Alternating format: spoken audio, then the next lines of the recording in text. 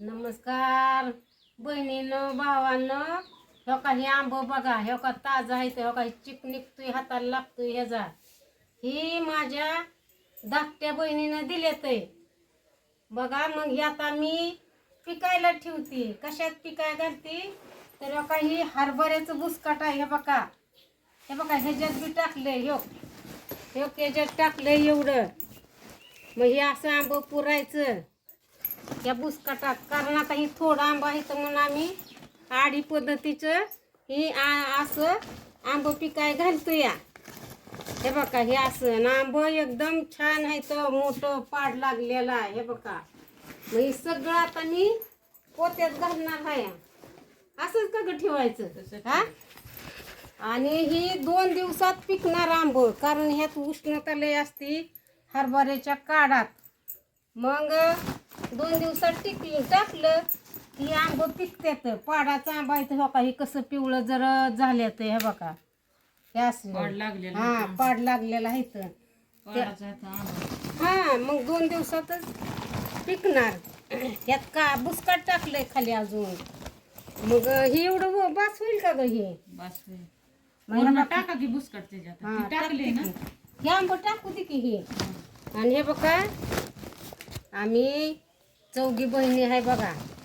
मग आम्ही एकामेकीकडे निघालो की आमच्या 2 बहिणी 2 बहिणीला जमीन आहे. मग दोघीकडं हा असा वानावळा असला की एकामेकीला 4घीला बी घेऊन जातो. मग आम्ही 2घी जमिनीवाले हया, 2घी शहरात आहे त्या.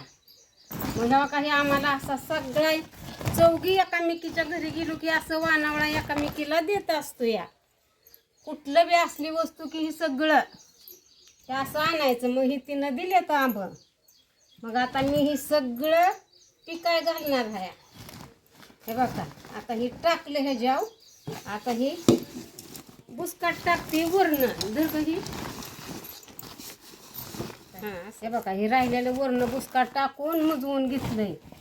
आता हे राहिलेलं आंब वर टाकते. आणि आता हे बघा, हे सगळं असं टाकलंय. आता घरातलं आणणार, परत टाकणार. आणि आता हे होतो का ग बुसकाट सगळं चालतंय ना. जेवढं बुसकाट असेल का नाही तेवढं आंब जास्त लवकर पिकतं. मग आता बुसकाट जास्त टाकायचं.